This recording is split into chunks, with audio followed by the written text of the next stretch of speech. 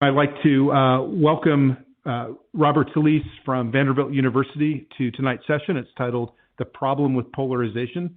I also want to welcome Brianna Holtz, who is joining us from Pfeiffer Middle School in Camden, Delaware. Brianna is one of our Teacher Advisory Council members, and she'll be working as our TA tonight. And what that means is she's pulled together some resources around teaching polarization in your classroom, but she's also going to be in the chat box and be responding to your thoughts, maybe asking some questions of her own. Please do use that as a back channel to converse and to try to make sense of the ways that you might bring this to your younger students. So Bob, I want to thank you for joining us. I know you're in Nashville right now. I hope you're safe. Again, welcome to our webinar series. Well, thank you so much for having me. Bob, I'm going to turn over the PowerPoint to you in a moment and invite you to guide this conversation. But I'd actually like to start with a question, if you don't mind. And it's one that some of our participants, our audience members may have had when they initially signed up for this session. And that is, they scroll through the webinar topics, they see this topic of polarization, which is clearly an issue, a complicated question to resolve in our teaching, in our classrooms, in our communities. Holidays are coming up, got to worry about it then. And then they might have gone down a little bit lower and seen that you're from the philosophy department and not political science or history or one of the other humanities fields. So, Professor, can you tell us how a philosopher can help make sense of this? What particular skills and perspectives does philosophical discourse bring to this conversation that we may not bring from some of the other disciplines? Sure, that's a great question. Philosophy is a discipline like any other discipline that has many different subfields. My particular expertise is in political philosophy. So I work fundamentally on issues about democracy and justice. In that regard, many of my colleagues, that is the people I speak most often and closely to, are in the poli-sci and sociology departments in the law school at Vanderbilt. However, I also, and philosophers in general, also work on logic. And so part of my work is also about disagreement and how disagreements work and how they can go badly and how language can be used in ways to silence disagreement, how language can be used in ways to facilitate productive disagreements. So in that regard, philosophy brings, or philosophers, or this particular philosopher maybe, can bring a unique perspective in that my expertise is in democracy and in philosophical questions and moral questions about democracy. But I also do a lot of work on argumentation theory, that is in the theory of disagreements are all about and how they can be engaged fruitfully. And I think that those two things are not unrelated, let's put it that way. Yeah, that's such an interesting answer, and it's one that I'm really glad that you gave. It frames the entire evening not from the curricular perspective, which in some ways releases all these participants, all these teachers, educators, to think about ways to teach kids how to disagree. And wow, what an important way to inspire civil discourse, regardless of the age, regardless of the subject matter you might be responsible for. Right. Fantastic, thank you. Well, we're anxious now to hear the punchline. Okay, let's see. Do I yet have control, Andy, of the? Oh, you there do. We are. Okay, great, very great. Thanks everyone for attending tonight's session, and thank you, Andy and Libby and everyone else who's helped make this possible tonight. So the talk is about polarization, and everybody laments polarization, and the term has found its way into the vernacular of popular political discourse. But it's often not discussed what exactly the term means. And it turns out that it means lots of different kinds of things. And in order to understand what makes polarization the kind of problem for a democratic society that it is, to disambiguate the different senses of the term and understand the distinct phenomena that are plausibly called polarization, so that we can see how these different things work together to create a set of political circumstances that I think at the end of the day will be, when we get to the part of the talk where I start talking about them, will be very familiar, but with some of the conceptual work to keep the different senses of the term polarization separate, I think we can understand better some of the features of the political situation that we're in. So I'm going to move pretty quickly, but I'm going to pause every now and then. And if somebody wants to raise questions or whatever, please do so throughout the talk. And there'll be a couple of occasions where I stop and then we'll respond. So here's the plan tonight. We're going to move very quickly, again, in 5 steps. First, I want to disambiguate or distinguish 2 different senses of the term polarization. On the one hand, we'll have the very familiar sense of the term, which I'm going to call political polarization. On the other hand, there's a less familiar phenomenon that's called polarization, but I think it's the more important, which is called belief polarization. And we'll talk about those 2. The focus of the talk, though, will be on the less familiar phenomenon, belief polarization, and it's an interesting cognitive or psychological phenomenon. And we'll spend a little bit of time trying to figure out what it is and how it works. And as you see on the section 3 of the talk, what it does to us, because it's internal to us, and it works on our political thinking in ways that I think are not so great. Then in the 4th section of the presentation, I'm going to try to show how these 2 distinct phenomena, political polarization and belief polarization, work together to create what's really problematic about polarization. That is, these different senses of polarization in and of themselves not be terrible. It's the way that they reinforce one another. It's the way that they function together in a kind of loop that I think makes for some pretty serious dysfunctions in democracy. Then finally, we'll talk a little bit about what we can do to address the polarization dynamic. As I thicken the plot a little bit, talk about a few things about contemporary society, drawing on some empirical results, and then looking at some strategies that might be helpful in moving forward. Okay, so that's the agenda. So why don't we begin then with the first of the 2 kinds of polarization. This should be familiar to you, at least in the image. One thing that we mean when we're talking about polarization is roughly what's on the screen there.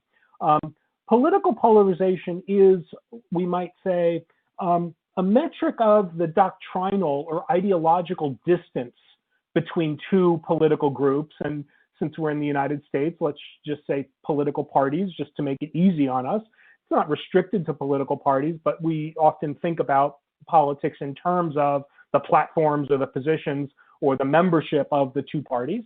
That's what's depicted in the image there. And what happens when political polarization occurs is the middle ground between the 2 parties falls out. And maybe the middle ground falls out because people stop occupying the middle ground. That is, part of what happens in political polarization is the membership of the 2 opposed or contending or rivalrous parties.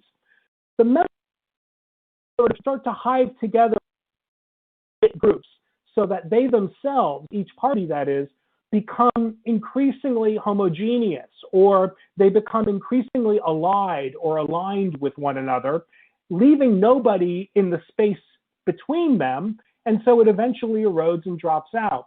Now, what's frustrating and problematic, we might say politically, about political polarization is that it makes governing difficult. When the middle ground drops out and we've got political decisions to make that involve or require cooperation or coordination among these 2 opposing parties, if there's no common ground between them or no way to bridge their ideological divides, you get a lot of stalemate and frustration and log jams and resentment and all the rest. Now, I take it that that is a pretty familiar phenomenon, and from anybody's perspective, something that is lamentable at the very least, something that's worth complaining about.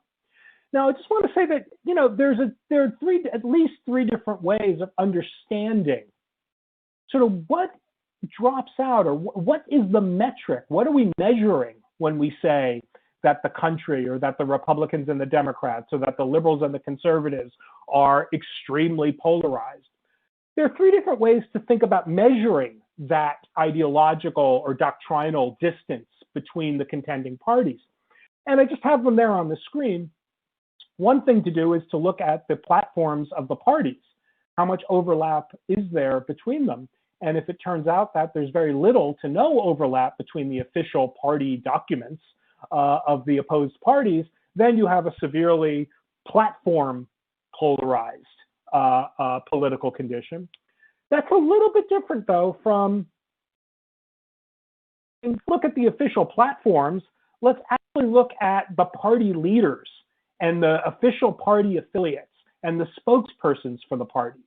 That is, we can try to measure ideological distance by looking at how divided the thought leaders are on each side of the divide.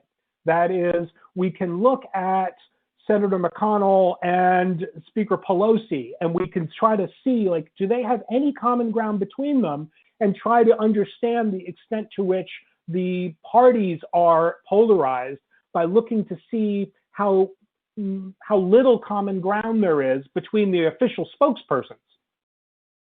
That's a second way of understanding the divide. And by the way, according to these different metrics, and I'll get to the third in 1 second, you know, a different question, is the country politically polarized? Well, if you look by one metric, yes. If you look by another metric, maybe not as much. You look by a third metric, maybe a whole lot. Now, one might think that what is important about political polarization isn't so much the party documents and the official platforms of the parties. And moreover, one might think, and it's really not so important what the party spokespersons say about the party divides. What matters and what's important, one might think, about political polarization, and what makes it troubling, one might think, is this third metric, what I'm calling affective, emotional polarization. Affective polarization is a metric of the negative feelings we, rank and file citizens, have towards people we perceive to be on the other side. That is, the first two metrics look at the parties and the party leaders and their documents. This third metric says, well, no. Let's instead look at citizens, not at parties and official and candidates and politicians and spokespersons. Let's look at citizens and try to find out how divided they are. And one might think, well, one interesting metric, and maybe one very informative metric of how divided citizens are, is to look at their negative emotions, their negative attitudes towards the people with whom they disagree. That's that third metric, what I call affective polarization.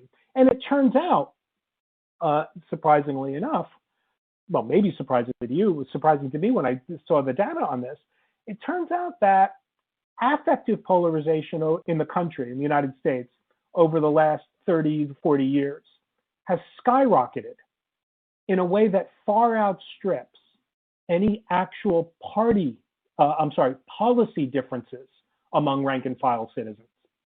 Let me repeat that. We dislike each other, or at least we dislike the people we think are our political opponents, with a far greater intensity than what would be suggested is warranted, given our actual differences of policy. In fact, since the 1980s, rank and file citizens are less divided, or at least no more divided, than they were over some pretty central policy divisions. Certainly policy disagreements about sexual morality, including gay marriage, abortion, end-of-life issues like euthanasia, these have eased or stayed put since the 80s and early 90s. However, our dislike, our animosity to the other side has skyrocketed in a way that even when it comes to the issues about which we actually disagree,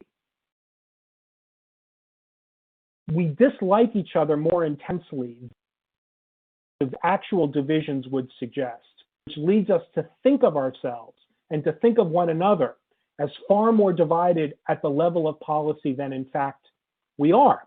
Now, that's an interesting phenomenon. We could talk a little bit more about it, but let me move on. Note that political polarization, no matter how you construe it, is a metric of the distance between two parties, between two formations or units.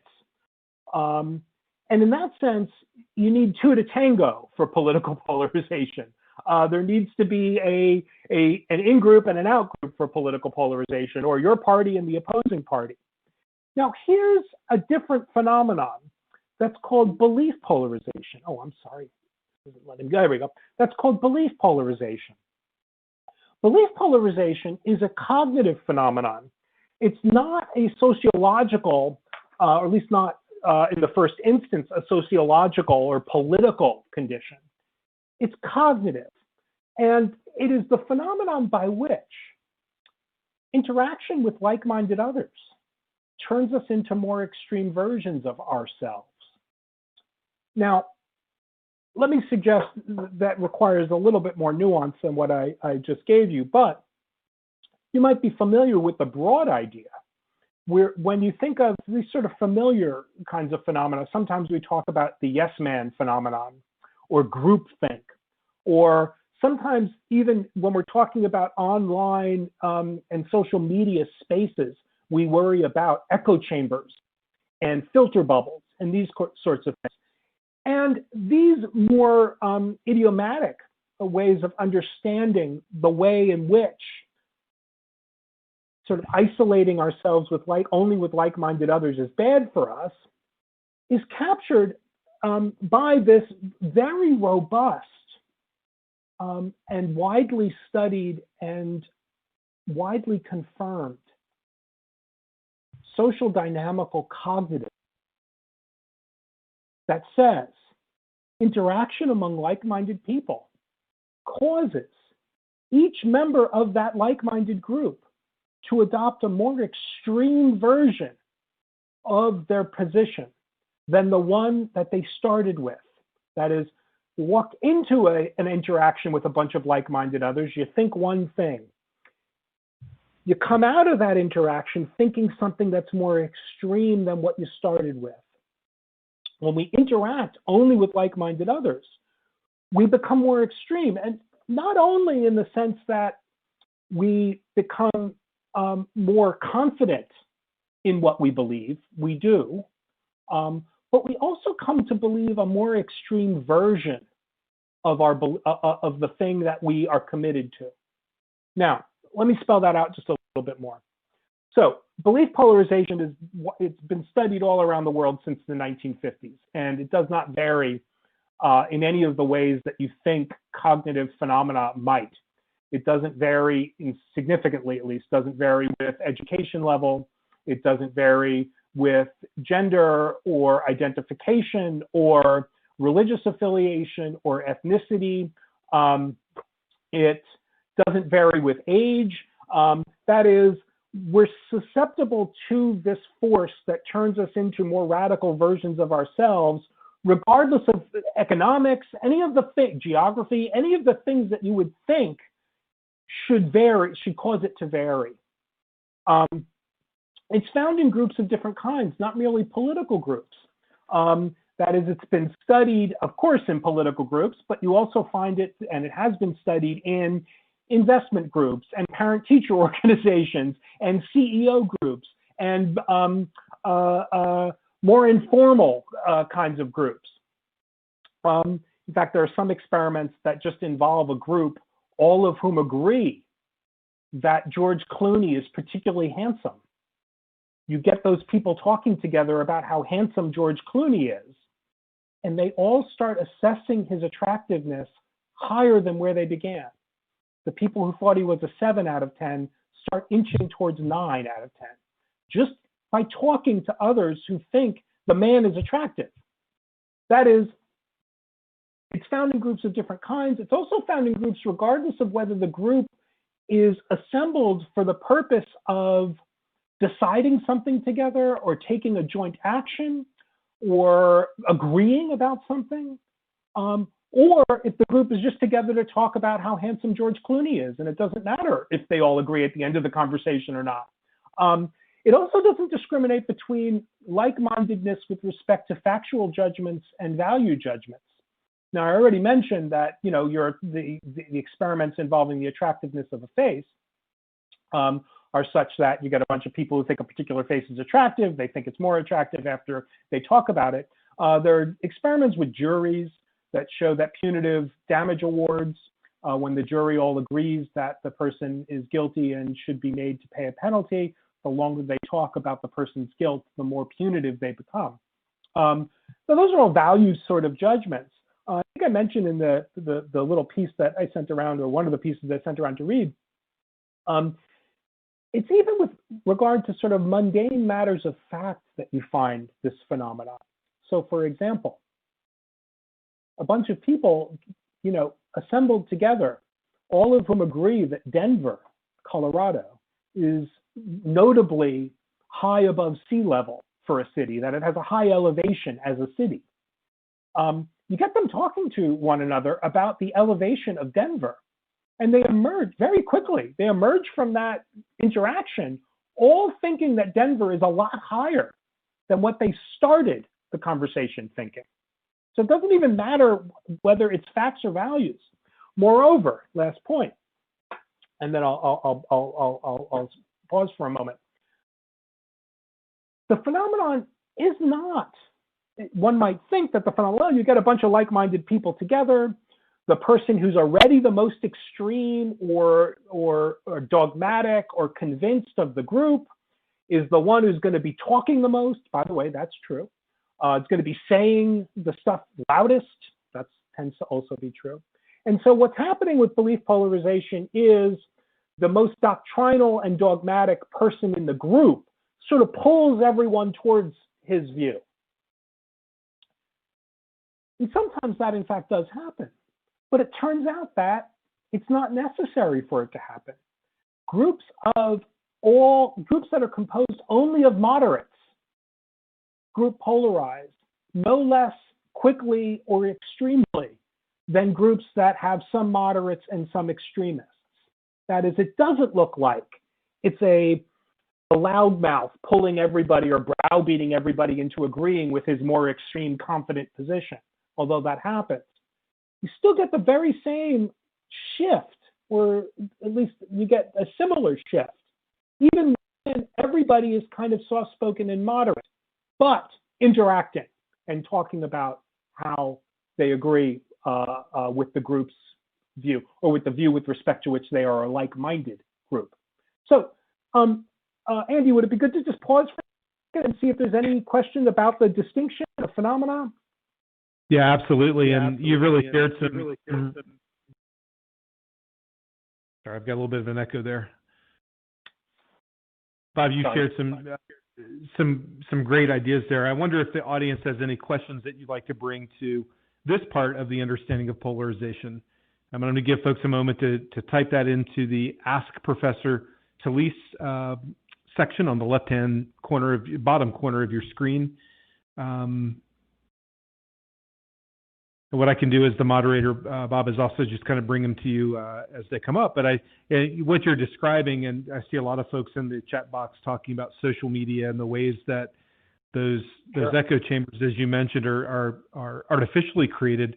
I wonder if this pandemic is only making it worse too, in the sense that we're not traveling anymore. I personally have always felt, as a parent, as an educator, that travel is a wonderful antidote to what you're describing. Yeah, I think that that's probably part of it. And, if it doesn't come up later, let me just say this now. The Alexander Hamilton, pretty sure it was, anyway, one of the Federalist papers doesn't have the the data that we have about this phenomena. But the Federalist is worried about extremification, about factions in Federalist number 10 at least. And in one place, and I wish I had the reference handy, I don't, the worry is presented as a worry about social spaces.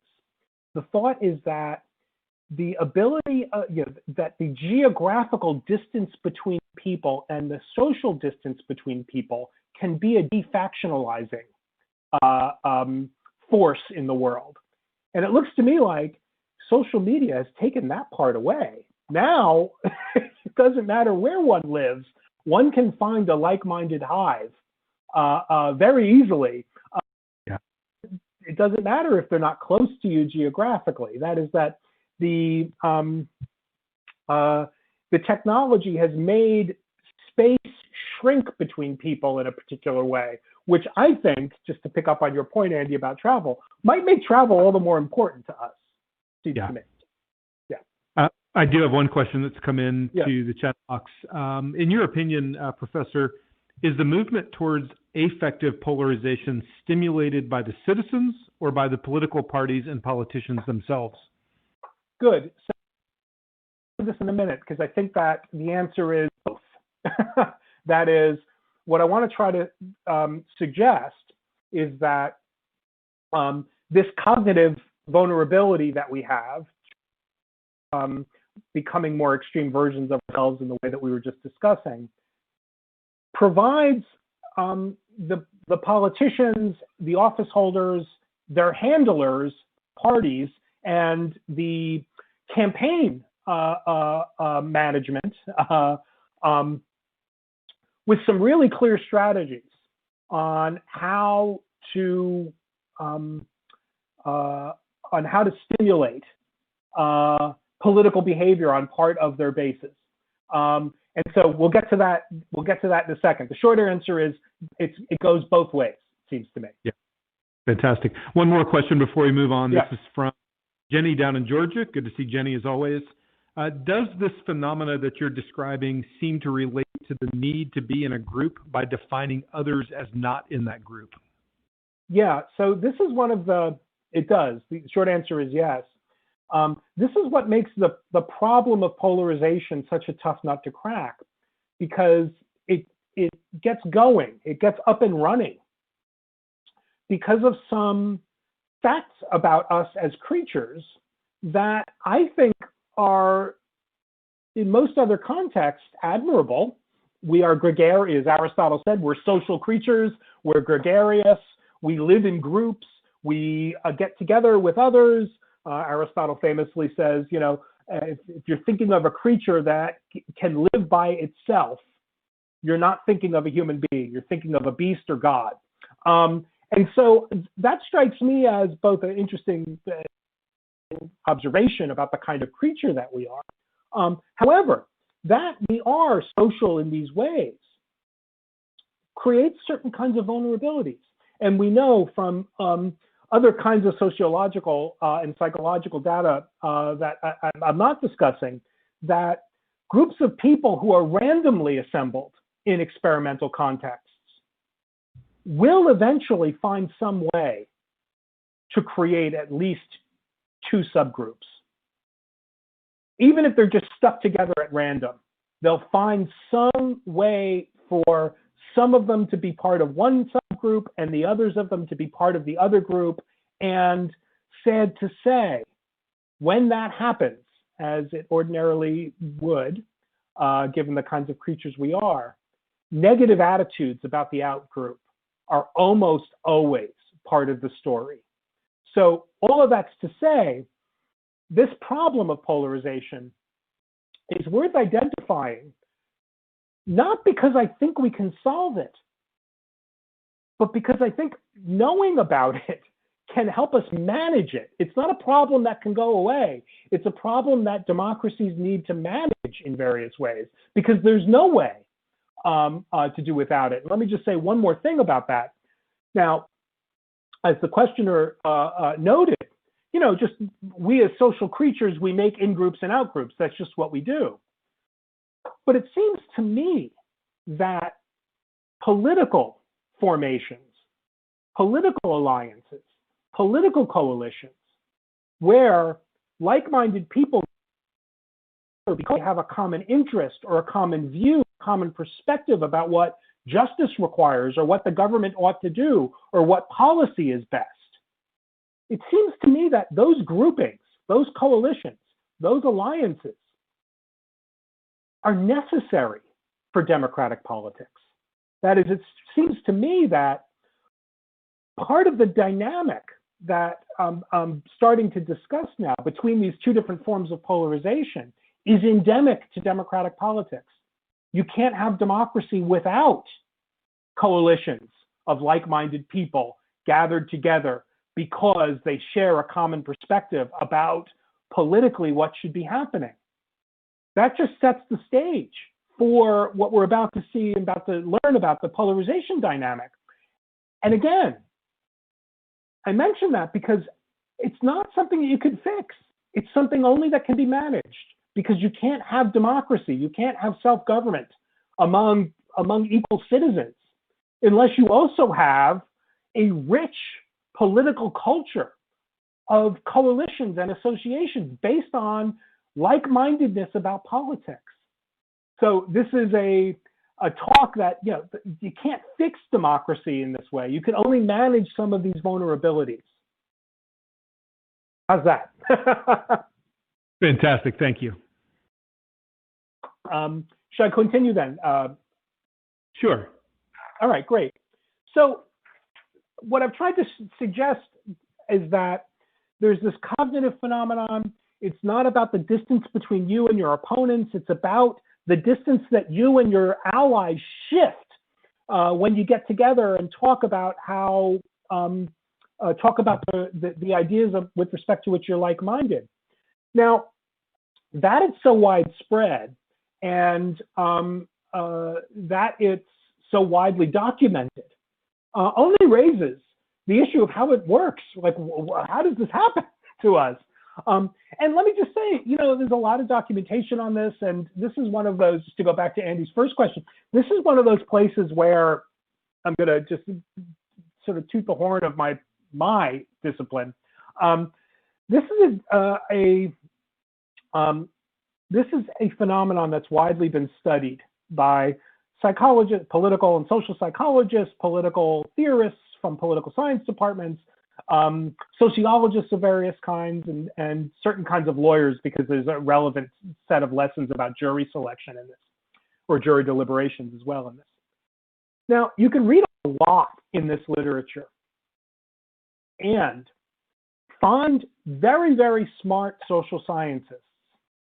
And this is not a dig at social scientists. This is just a plug for philosophers. You can find very, very smart social scientists making what strikes me as the following error. They think that because belief polarization is reliably produced and easily studied in contexts in which the like-minded people are talking to one another, it must be the case that the phenomenon arises because people are talking to one another. Now, in philosophy, we call that a non sequitur. That's Latin for it does not follow, right? That something is easy to find in a particular context does not mean that that context is necessary for its production. And it turns out that when we're thinking about belief polarization, it's very common to say, well, you get a bunch of people together talking about the things that they agree on, and they all sort of start amplifying their views because they hear more and more reasons and more information in favor of their view. And because it's a like-minded group, they don't really hear the devil's advocate. They don't hear the other side. So that is a reliable context in which the effect can be produced. It turns out, though, against a large swath of this research, it's just not necessary. That is, what I'm going to call mere corroboration suffices for the extremity shift, for becoming a more extreme person of yourself. And the picture in the background there might give you a sense of where I'm heading with this. And just to make it more explicit, the belief polarization phenomenon is a lot more like being a fan in a stadium than it is like being a participant in a focus group or a discussion about something where the group agrees.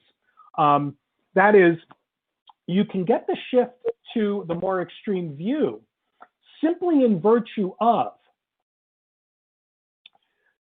priming or making salient to somebody their social identity as they understand it, as a Lakers fan, for example, and then just presenting them with the statement, Lakers fans are overwhelmingly vegetarian.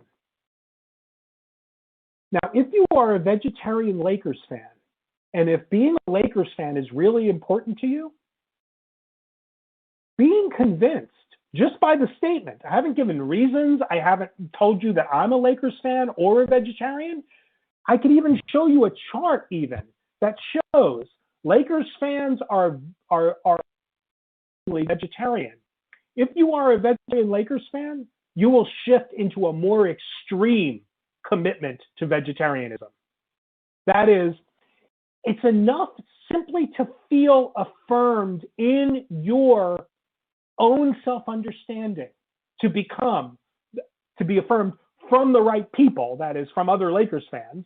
When you think, oh, other Lakers fans are like me, they also are vegetarians, that's all it takes to become a more radical vegetarian. You didn't learn any new information. You didn't even interact with other vegetarian Lakers fans. Just a social fact about your identity was made salient to you. And it turns out that all experiments where we're not talking about small-minded groups talking to one another, we're not talking about people sharing information or sharing facts about themselves, we're just talking about showing somebody a chart. And it turns out that that's all it takes. That's what I'm calling mere corroboration. It's not additional evidence. It's just affirmation of who you are from the right people is enough to make you more fervently a member of that group. And what that means is that, because we don't need to be talking, what that means, this was in at least one of the questions, what that means is that just the physical and social environments around us can prompt belief polarization. That is, when we're exposed to features of our environment that call out to us and say, hey, you're one of us. And you know, the other people who are like us are also people who think this thing that you think. That kind of affirmation, that kind of being told by the in-group that you're in good standing with them because you think things that they all think, that's enough to make you more extreme. So the way that this works is kind of like how being a fan in a stadium works. Now note, if you are a sports fan, if sports aren't your thing, just think about music concerts or any other thing that you do in concert with lots of people. But the sports example is pretty telling, I think. We show up having taken steps to make ourselves look more like the people who we want to affiliate with. We wear the team's colors. We chant, we stand up, we cheer, we behave in ways that are homogeneous because we want to express our support and enthusiasm for the team. And if you've had the experience, I'm sure most of you have, of being in a packed stadium when your favorite team is winning an important game, psychologically, it does a number on you. Your enthusiasm for the team becomes more intensified. You start expressing higher and higher evaluations of the skill of the players. You start to, well, that is the best forward in the game. Wow, that basketball hasn't seen a forward like that ever. Your sense of the merits of the team as a unit, like this is the best Lakers. This is the best basketball. This is the best team in basketball for decades now. That is, your enthusiasm, your assessment, your evaluation of the team, of its players intensifies as does your sense of the justice of their victory. That is, as the team, this is why upsets are so upsetting. Because as these emotions, as these judgments start ramping up, it becomes to us like, well, our team deserves to win because that's the best team, that's the best forward, that's the best coach. And then if the team loses because of some upset, we start feeling as if it had been robbed from us. And that the belief polarization phenomenon doesn't only turn us into more extreme versions of ourselves, it does. Doesn't only make us more confident and fervent, it does. But belief polarization also affects our attitudes and dispositions towards the people we perceive to be different. If you want an account, I give this talk sometimes, a version of this talk sometimes to audiences in Europe, and the example I use at this point in the talk is soccer hooliganism. You want an account of some of this, there's a complex way to talk about soccer hooliganism around European football and the problems that there are with soccer hooliganism. But one of the factors of that problem has to do with the fact that as we shift into our more extreme selves, our animosity, our negative emotions, our negative estimations, our sense that the other side is distrustful or unworthy of our trust, untrustworthy, all amplify. That is, as we shift into our more extreme selves, we embrace increasingly negative attitudes and dispositions towards the people we perceive to be different, whether they're different or not, or whether their differences are extreme or not. So that is to say that belief polarization stimulates, it escalates, it initiates, we might even say, what I called earlier the affective metric of political polarization. That is, as we believe polarize, we start feeling more and more icky about the people on the other side. Now, so let me give a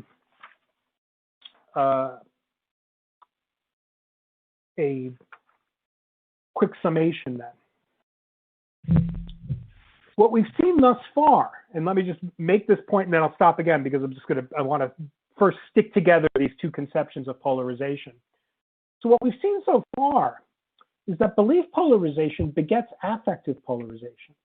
That is, as we shift into our more extreme selves, we adopt increasingly negative and more intensely negative affect, disposition, attitudes, and assessments of the people on the other side, whether they are really on the other side or not, or whether the other side is very distant from us or not. If we perceive them to be outgroup members, we start finding them alien, incompetent.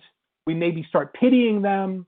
They start looking irrational to us, incapable of being moved by reason, unworth talking to. We become more and more inclined to interrupt them when they're speaking in experimental contexts. We become less able to give an accurate report of the things that they've said in experimental context. That is, we tune them out more easily. And here's the thing that's kind of amazing. Once we perceive somebody to be, and let's just use the political example because it's really, mind-blowing. It's what I saw the data on this. By the way, this data is actually conducted. This was experiments done by philosophers. When we discover, for example, that the car mechanic that we've been relying on for a decade to fix our car votes for the other party, not only do we become almost sure to not bring the car to that guy the next time, we become less willing to trust what the guy says about how cars work. We become more prepared to take the advice about how to fix our car from a co-partisan who has no experience with fixing cars. I mean, when I say that, people are like, yeah, I can see, I know that happens. That is our partisan divisions and the affective animosity we feel to people on the other side spills over to our assessments of their trustworthiness and even expertise when it comes to matters that aren't really in play, like how to change a carburetor in a particular car, really aren't in play with politics. They're non-political things. We just start trusting them less, and we start trusting our non-mechanic co-partisans more about issues related to how to fix our car. So belief polarization begets or produces affective polarization. Affective polarization, and here's the response, the fuller response to the earlier question. Polarization incentivizes the parties and the party spokespersons to amplify their differences, to valorize intransigence and tenacity, to call out members on their side that look like they're flirting with the idea of being cooperative, to call them out as posers, as inauthentic members. In fact, in the United States, we have words for this, don't we?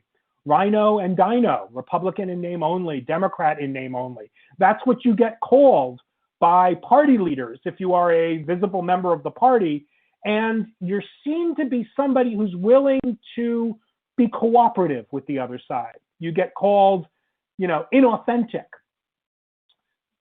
And what that means is that parties, their spokespersons, their candidates, their campaign management is all driven by the incentive to amplify the differences, the negative for the other side.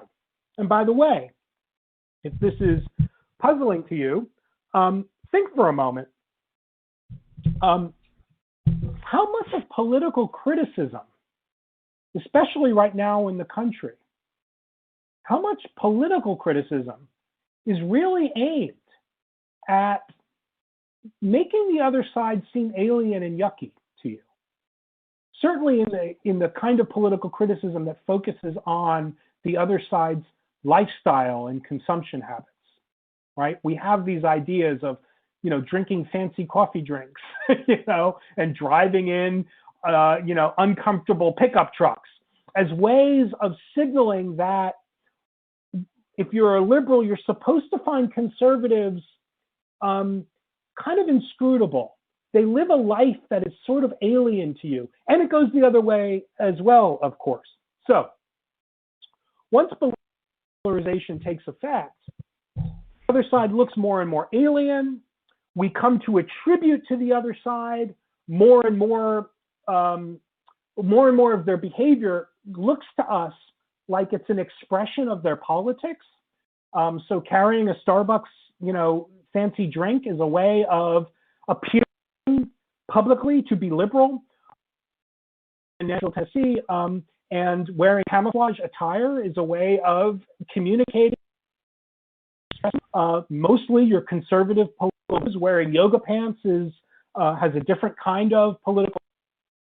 Certainly, this across the country, large pickup trucks, Ford F-150s and the like, skew heavily conservative. Hybrids skew heavily. Kinds of differences in consumption habits track or stay in place, let's say, even talking about conservatives who are in the same economic circumstance. That is, these aren't differences that have to do with who's economically advantaged in various parts of the country. You look at liberals and conservatives with the same economic circumstance, and they systematically purchase different products, live in different kinds of neighborhoods, do different things on vacation, and so on. Good. Third part of the polarization dynamic. As we shift into these partisan coalitions, these partisan tribes, and as the parties are to amplify that, capitalize on it, all of that just creates more and more opportunity for belief polarization. That is, we spend more and more time, just like us, talking about the things and interacting with respect to the ways in which we are similar. And that's just a lot of corroboration in the sense that I've put it. Okay. Let me stop there and just see if there are any further questions, because I want to now just say why this matters for democracy. But if there are questions now, it would be good to take them up. Yeah, I suspect there's going to be some questions coming in. And Bob, I've got a couple I'd like to ask you as well. Sure, go for it. It starts with actually what my opening chat question was as folks were filing in and we were assembling the webinar tonight. You may have noticed that on the screen in the first sort of the early 15 minutes before we started, that my question was, I asked the educators in the room if they shared their political beliefs with their students. And so what I just heard you say, and what I'd like to tie together, is this notion that that we inherently distrust authority or expertise if we perceive them to be on the other side. Of course, this might be age specific, so maybe it's different with young kids that might be in some of these classrooms. My question though is, what do you think about that as a college professor and perhaps as just somebody talking to a group of teachers who work with younger students? Is that a disadvantage for sharing your political beliefs explicitly with your students? It might, yeah, it might be. So, there are all kinds of reasons to be happy about the following fact. I've never been a teacher of young kids. I wouldn't be very good at it. I would be, so hats off to all. My sister is a grammar school teacher, and we talk a lot, and I could never do the things that she does. Now, so let me just start by talking a little bit about dealing with students who are more adult.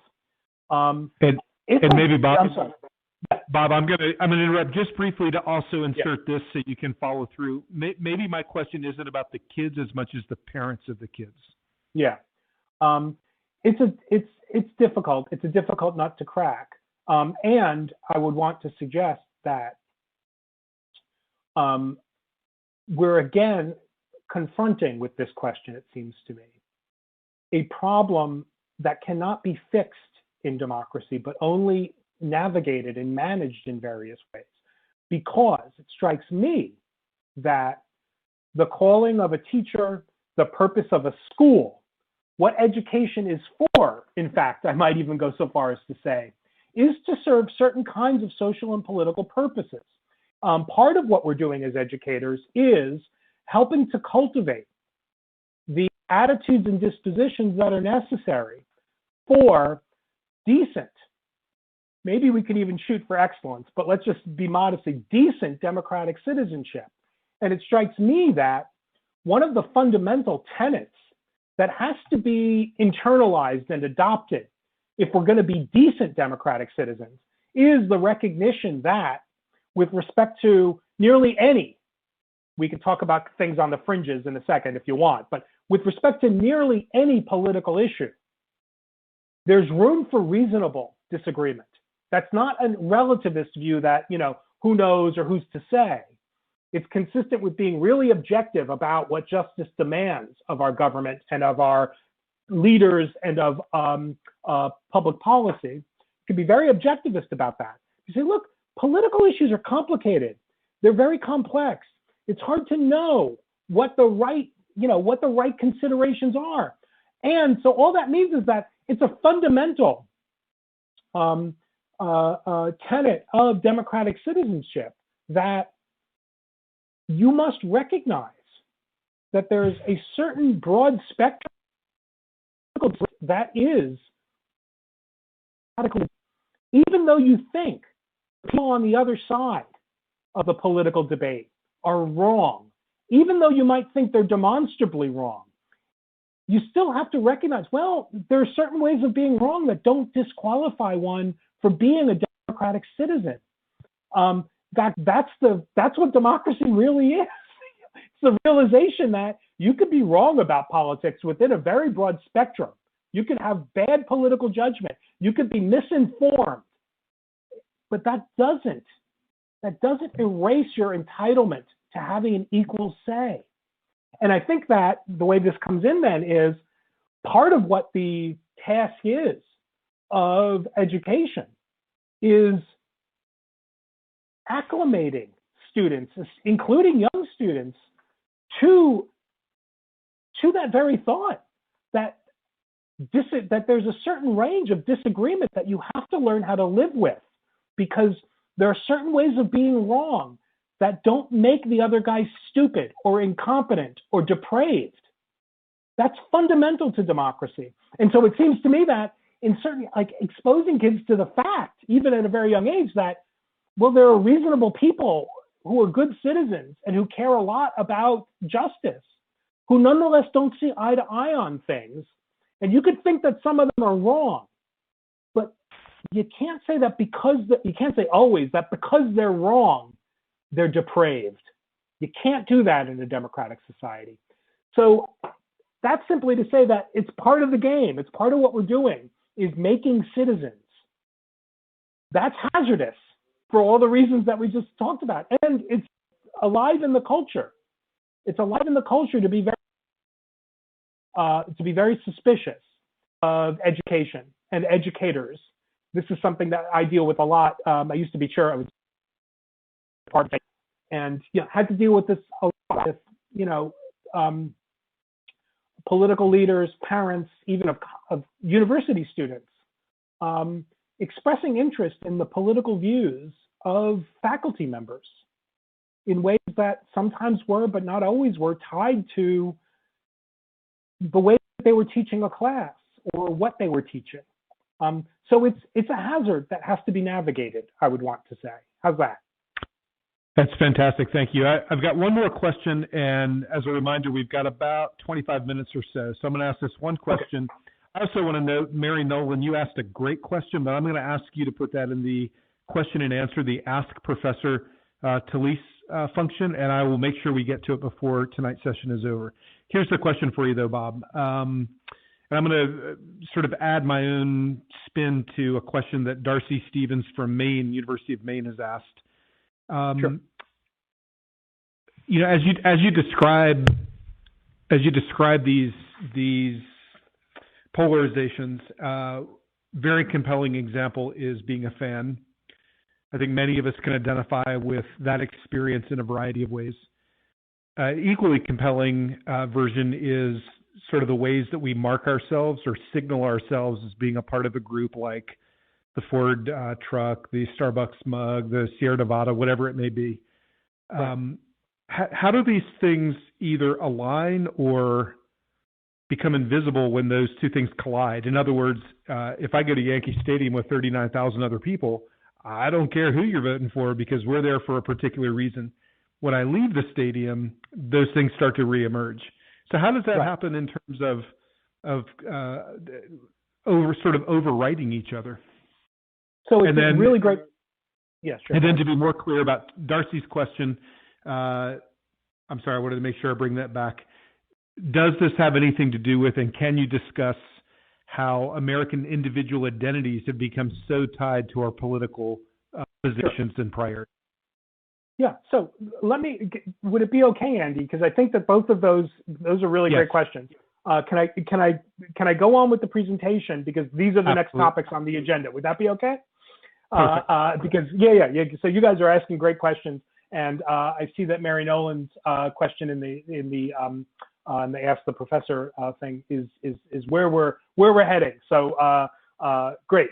So what I want to suggest is that this dynamic between these sort of mutual reinforcing dynamic between political and belief polarization dissolves what I'm going to call our democratic capacities.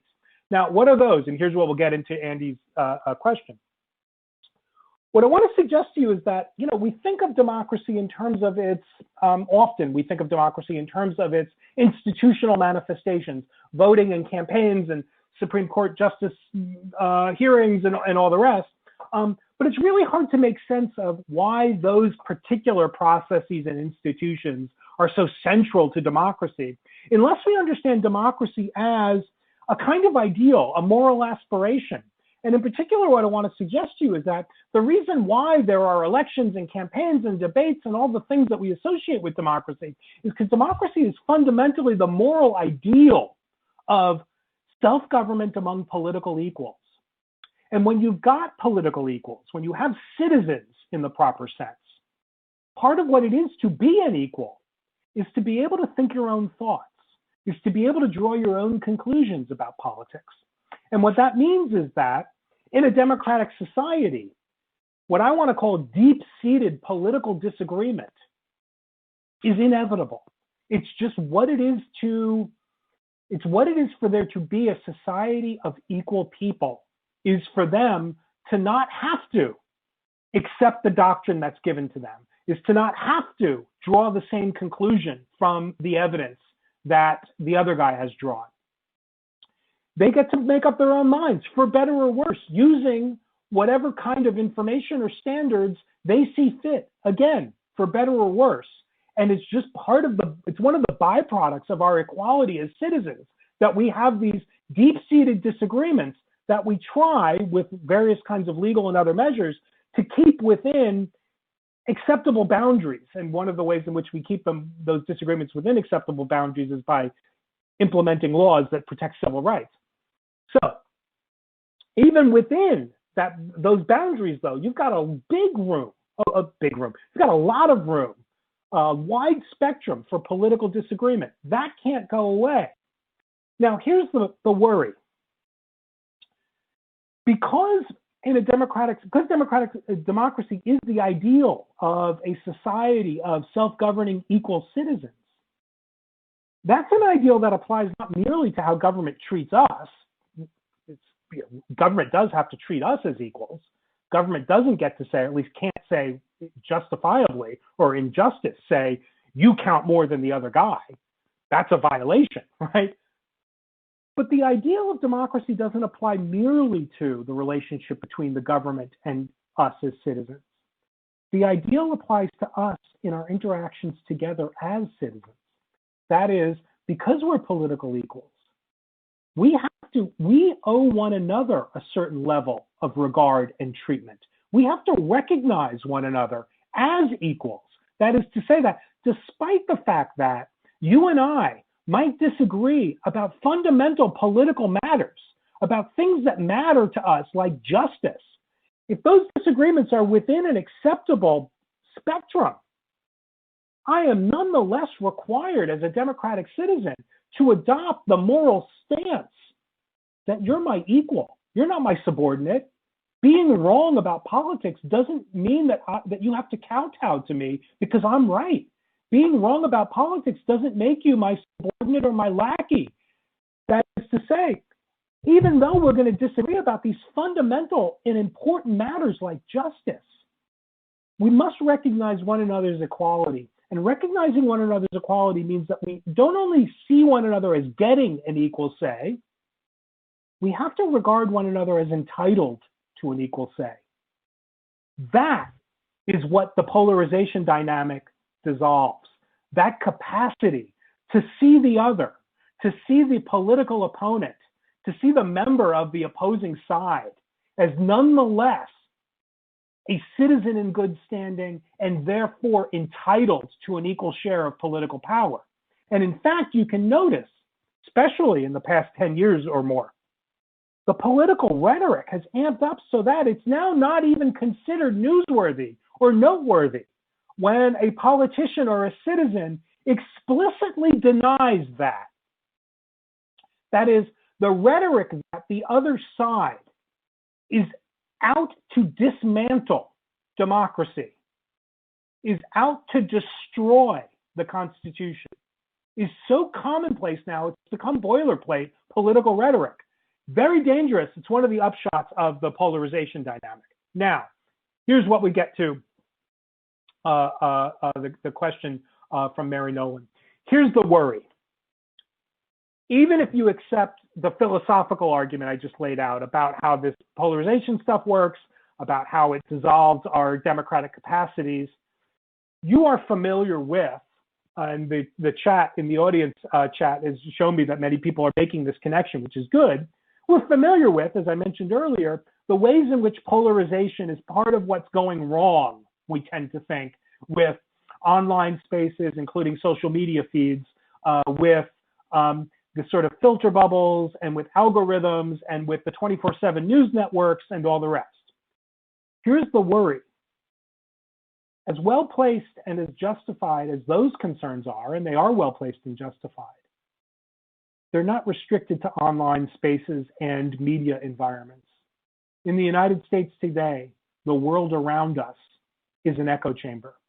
That is, more than 20 years ago even, where you shop, how you spend your weekend, where you get your news, how long the last time you went to the local park, the park closest to your home, your online dating prospects, hot sauce preferences. This is something that some research that has to do with Nashville and Texas. The way you design your workspace or your home, how much art you have, how many tote beds you own, and more. The coffee maker you own. These are all now, in ways that are unbelievable to me at least, tightly tied to your partisan identity. That is to say, where you buy your groceries, whether you buy Starbucks or Dunkin' Donuts coffee in the places in the country, which is a lot of them where you have a choice, the car you drive, the attire you wear, the professions we're in have become increasingly segregated, sorted according to partisan identity. Now, let me just express that in a more sociological idiom. As the country has become more diverse in all kinds of encouraging ways, at least from my perspective, the local spaces you and I inhabit in our day-to-day lives have become more intensely homogeneous, similar, alike. And the organizing principle around that homogeneity has become increasingly an identity. Let me give you one data point on this that is going to suggest a broader trend. In the United States today, disapproving attitudes towards inter-party marriage are more intense than disapproving attitudes towards interracial and interfaith marriages.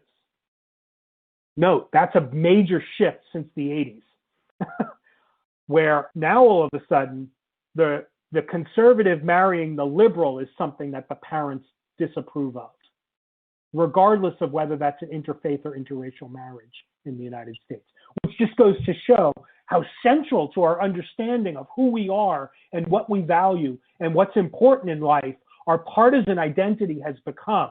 And what that means is that as our spaces have become more and more homogeneous,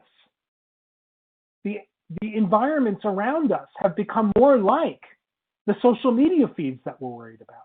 That is, the person standing next to you online, where you buy your groceries, is now so much more likely to have voted for the same person you did in the last election, so much more likely to be planning to vote for the same person you're going to vote for in this election, that corroboration of our identities, our lifestyle, is all around us in the physical and social world.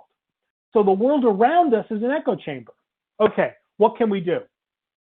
Now, obviously the thing to do, and the thing that Mary Nolan recognizes, how do we desaturate? Now here's the worry, and this is embedded in the question that Mary asked. Here's the worry. You know, what it takes to prevent something from happening is different from what it takes to undo something that's happened. That is, there's a difference conceptually between preventing something and fixing it or curing it. By the way, just another sort of toot of the horn for my profession as a philosopher, you can read a lot of the literature in democratic theory conducted by political theorists and political science departments, among historians and sociologists, people who are concerned with belief polarization and polarization in general, frequently flub that distinction. They frequently think that the way to fix something is to prevent it from happening. But once it's already, it's a problem. Okay, seeing that, the answer can't be more reaching across the aisle, more bipartisan softball games and bowling leagues, more contexts where through professional civility facilitators, people from different orientations get together to try to speak together politely about their differences. These are all good things. I'm not saying that these things shouldn't happen or that they're bad. What I am suggesting is that the data show that they can just as easily exacerbate the problem as ease it. That is, they're not fixes, or not necessarily so. What I think has to happen in addition to all those other efforts is what I want to call non-political cooperative endeavors. That is, it seems to me that the way to depolarize is to desaturate. That is, the way to depolarize is to address that, is to address the infiltration of partisan identity into every aspect of our lives. That is, the way that we manage belief polarization, the way that we break or at least ease the polarization dynamic is to try to find things to do together that aren't things in which we suppress or bracket our political differences, although those things are important. But what I'm talking about is trying to find things to do together in which politics is just not part of the activity, in which politics has no place. We try to find things to do together that are cooperative and that are social, that just have no political valence at all. And last point, I want to suggest to you, if you're like every other audience I've given a talk like this to over the last 2 years, you're thinking there are no such activities. And I simply want to suggest to you, thinking that everything we do together must have a political valence or must be or must involve political expression that's the polarization dynamic. That's the symptom. That's not the counterexample. And I want to suggest to you that we struggle to think of things to do, not with our political opponents, but things to do together in which we don't know the political leanings of the other participants. That strains our imagination is the internal side, the internal face, the psychological and emotional face of the problem that we've been diagnosing. That's all I've got for you. I could talk more about any of this. Thank you so much for listening, and I'm eager to hear your questions. Bob, thank you. You've really said quite a bit that we're unpacking. I do have some questions that are queued up I'd like to bring to you. But Great. In particular, I want to highlight and to really reemphasize that last point you made, which was, if we're struggling to sort of wrap our brain around what you're describing, that in and of itself is a symptom of what you're describing. Yes. Yeah. So I've got a couple of questions. I'm going to start with Rashida, who's joining us from the New York City Department of Education. And Rashida asks if there are some philosophy social experiments that might possibly be effective at the high school level to teach students about polarization. Are you aware of any sort of activities that can help understand what you've described tonight? So sure. So, there are lots of by the way, let me just say one very quick thing first. The initial experiments back in the 1950s about this phenomenon are conducted on high school kids. One of the earliest experiments is in France with French high schoolers, and a similar experiment is conducted with high schoolers in the United States, where they're asked about attitudes, in the French case about de Gaulle and the American stance towards France at the time, and they emerge with more positive attitudes about France and more negative attitudes towards the USA. And then the American experiment has to do with high schoolers and their attitudes about racial injustice, and it's conducted in the 50s. And again, those who enter the discussion and are surrounded with like-minded people that have or are inclined towards attitudes that express racist and prejudicial attitudes They become more intense when they talk to people who agree with them. So the thing that's interesting about the phenomenon, though, is that it doesn't impact only, it can be introduced even if we're not talking about politics. So one thing that could be done, and by the way, these are often done with mock jury experiments. You can do, and the reading that I sent along has a lot of the citations that show how some of these experiments work. But it's very easy. It's very easy to do, and I've done this with students at the college level with the attractiveness of faces. Very easy to do in some of these sort of non-political kinds of examples where you can bring people who agree that a particular celebrity is, on the more attractive scale. It also works, by the way, with people who think that a face is not attractive. They start thinking the person is positively ugly, and it's not a pleasant thing to get kids talking about. But it's very easy to do with the attractiveness of faces. And one of the interesting things that's often the case, even in the sort of informal ways I've run the experiments about the attractiveness of faces, is that if you can, before you run the experiment, like a couple of days or a week or so before the experiment, you get students to report, even just on the simple, like is a 1 to 10 scale attractiveness, very super attractive being 10, not at all being a 1. You get them to report a couple of weeks or a couple of days or a week or a couple of days before the experiment how attractive they find the face. And, let's just say George Clooney. I mean, I'm really dating myself. I can't even name a current celebrity, but just a current celebrity, right? How attractive do they find the person? And then you ask them for a range. You say, okay, you say this person is a 7 on a scale of 10. Do you think the person might be a 9? Do you think the person could be a 3? And you get them to state the range where they're thinking, like, well, the person's a 7, but definitely not a 9. You get that 7 but not a 9 person talking to other people who think the face is attractive, and not only do they adjust their assessment above 7, many of them will go above 9. That is, many of them will go even more extreme than what they set for themselves as the ceiling for how attractive the face is.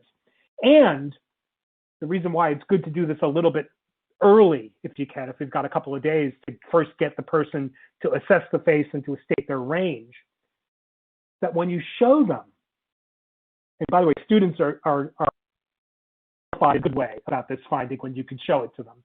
When you say, look, we just ran the experiment after you talk to people who all agree that George Clooney is a very handsome guy. Not only did you shift from 7 to 9, but look what you said last week. You said there was no way that the guy was a 9. And students tend to not remember that that's where they set their ceiling. Students tend to say, I don't remember saying that, which points to a different side of this. Like, this is a deep cognitive phenomenon that sort of rewrites our memories in certain ways. The person says, oh, no, I didn't say, like, look, I showed you, like, you responded to the questionnaire last week saying George Clooney might be an 8, but definitely isn't a 9. And here you are saying he's a 9. And they don't remember their prior assessment, which is to say the phenomenon works in part because when we're in the grip of it, we don't see it, right? It doesn't appear to us that we're becoming more extreme. It appears to us like we're more authentically expressing ourselves. That's how it works. How's that? Great example. Thank you. Here's another question. This one's from Allie, who is also in New York City. And Allie asks if there are, in your research at least, do you know of any concrete examples where there are specific spaces in American society where polarization has been meaningfully disrupted and meaningfully desaturated? Her example, arguably, is the military historically. Do you have other examples of where this may have been disrupted?